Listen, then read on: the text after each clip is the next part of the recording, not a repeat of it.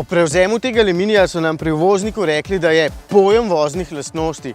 Sem pritrdil, ker je že običajni mini super, od najbrutalnejšega serijskega minija John Cooper Works pa drugega itak ne pričakujem. No, potem pa odprem vrata, se usedem notri in zagledam samodejni menjalnik. V ta avto pa po moje paše samo ročni in pika. Zato John Cooper Worksu seveda lahko imate ročnega, tale je dejansko doplačilni in stane 3000 evrov, kar je veliko.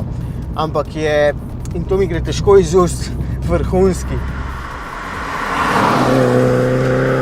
Bliskovit, super ušesci tule, pravilno izbira prestave in ker pri prestavljanju vedno poka iz izpuha, ves čas vlečem ti dve ročici, ker se mi zdi tako fajn. Pri ročnem vem, da ne bi tako pogosto menjal prestav. 170 kW moči tega minija ne spremeni v blazneža, ga je čisto enostavno kontrolirati. Je pa hiter. Tako po občutku, kot tudi ko pogledate na merilnik hitrosti. Čeprav, hiter je že Cooper S, tale pač samo malo bolj.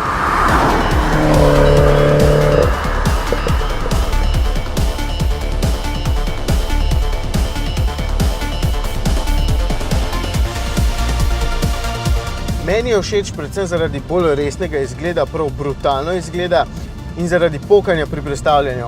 To pa res zasvoji.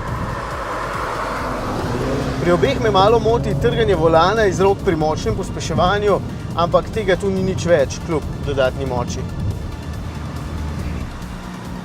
Je pa John Cooper Works od Cooperja S dražji za več kot 5000 evrov. Tale s kupom dodatne opreme stane več kot 40 000 evrov.